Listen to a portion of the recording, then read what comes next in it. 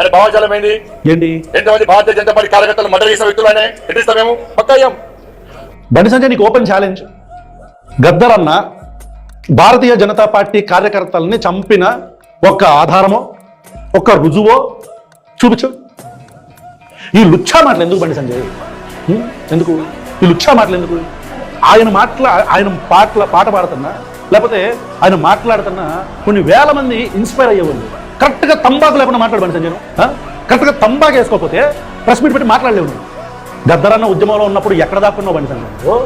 తెలంగాణ ఉద్యమం కోసం పొడుస్తున్న పొద్దు మీద నడుస్తున్న కాలమా ఓరు తెలంగాణమా. గద్దరన్న గొంతు కరెక్ట్గా ఇంటి చచ్చిపోతావు నువ్వు.